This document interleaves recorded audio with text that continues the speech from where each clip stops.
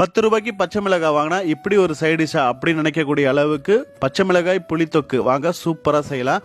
10 ரூபாய்க்கு 150 கிராம் பச்சை மிளகாய் கொடுத்தாங்க. காம்பு நீக்கிட்டு நடுவில் கோடு போட்டு இந்த அளவுக்கு வச்சுக்கிட்டேன்.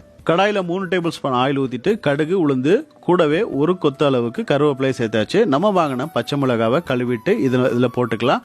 முடிஞ்ச அளவுக்கு காரம் இல்லாத பச்சை மிளகா வாங்கிக்கலாம். அடுத்ததாக பார்த்தீங்கன்னா இதில் 2 டேபிள் ஸ்பூன் அளவுக்கு பெருங்காயம். ஏற்கனவே பச்சை மிளகா காரங்கனால ஒரு 1/4 டேபிள் ஸ்பூன் அளவுக்கு மிளகாய் தூள், 1/4 டேபிள் ஸ்பூன் அளவுக்கு மஞ்சள் தூள், 1 டேபிள் ஸ்பூன் அளவுக்கு உப்பு சேர்த்துக்கிட்டு நல்லா வதக்கிக்கங்க. நல்லா எண்ணெயிலேயே சாஃப்டாக வதங்கணுங்க. ஒரு 7 பல்லு பூண்டை நச்சுட்டு சேர்த்துக்கிறேன். பூண்டுக்கு பதிலாக பூண்டு பேஸ்ட் போட்டுறாதீங்க. அடுத்து புளி கரைசல் எப்படின்னா ஒரு லெமன் சைஸ் அளவுக்கு புளி கரைசல் சேர்த்துக்கிட்டாச்சு. கடுகு வெந்தய பொடி 2 டேபிள் ஸ்பூன் அளவுக்கு போட்டுக்கிட்டு கடைசியாக 1 டேபிள் ஸ்பூன் அளவுக்கு நாட்டு சக்கரை சேர்த்துக்கலாம். அவ்வளோதாங்க, சூப்பரான புளித்தொக்கு ரெடி. செம்ம சைடிஷு. கண்டிப்பாக நீங்கள் ட்ரை பண்ணுங்கள். சூப்பரான டேஸ்ட்டாக இருக்கும். அடுத்த ஒரு வீடியோவில் பார்க்கலாம். பாய்.